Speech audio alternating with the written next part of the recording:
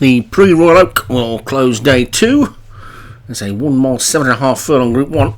At the top we've got Blazing Might for Ashley Muniz, Carmelian, Dan Hughes, Emerald Spell, Vinnie Gerard, Ghostly Spirit, John Morgan, Mr. Rigby, David Robertson, Wrecking Ball and Bombastic, Joshua Sutherland, Hot Scotch Strand, David Robertson, Regina Syrah, Dan Hughes, Royal Glory, Paul Parsons, Trapanga Montex, Darren Thompson. And look at those figures for True Colours, Paul Parsons. This is probably the last trial for the Melbourne Cup next week, isn't it? We all know what race that one at the bottom's going for. They're away and racing. And it's Emerald Spell who's out into the lead from Regina Syrah. And then Royal Glory. Carmelian is after that. And Ghostly Spirit is the back marker. But it's Emerald Spell and Royal Glory. And Regina Syrah on the inside in third. As we do a bit of jockey camming. Which is not ideal for commentators.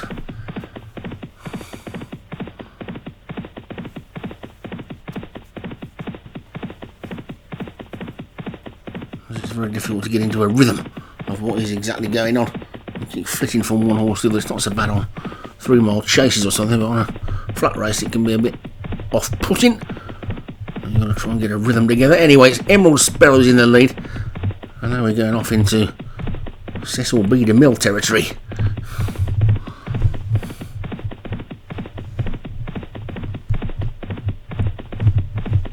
So we see them coming towards us. Emerald Spell will pass the winning post in the lead with a circuit to go. It's going to be...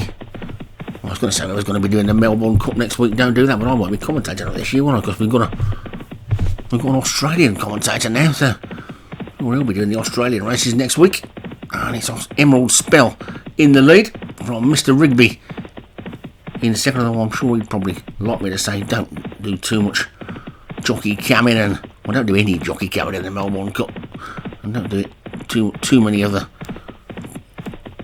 changeovers of angle either, because it can be a bit of a menace sometimes. Anyway, Emerald Spell's in the lead. That's my last moan of the season. It's not really a moan, it's just pointing it out, because it can make commentating more difficult. Emerald Spell in my lead then, from Mr. Rigby in second.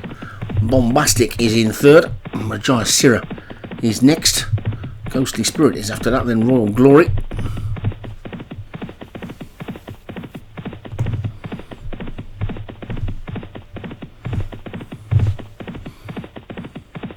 It's Emerald Spell in front from Bombastic second, then Mr. Rigby is next. The grey is Ghostly Spirit, then comes Regina Syrah and Royal Glory is after that one, with Blazing Might on the inside. Trapanga Montex wider on the track. True Colours is now starting to get going. Carmelian is just the back marker. They've got just over 2 furlongs to go, and Emerald Spell is still 4 clear. They're going to have to start getting going some of these now. And it's Bombastic and Mr. Rigby who are chasing in second and third. Then comes Ghostly Spirit. Regina Syrah is next. Now True Colours is starting to get into overdrive. Blazing Might is after that one, but it's Emerald Spell still clear with 3/4 of a furlong to go, and it's going to take something to catch this one now. Mr. Rigby's in second. Bombastic is third. Then Ghostly Spirit. True Colours doesn't look like he's going to win today. It's Emerald Spell that takes it from Mr. Rigby. Bombastic, Ghostly Spirit, True Colours, and Regina Syrah might have been last, and not the ideal time for True Colours to put in its probably worst performance of the season. That'll be a sleepless week for Paul Parsons. He wants to win the Melbourne Cup with that one. I presume he does anyway. Emerald Spell might have something to say about that for Vinnie Gerard. Mr. Rigby second.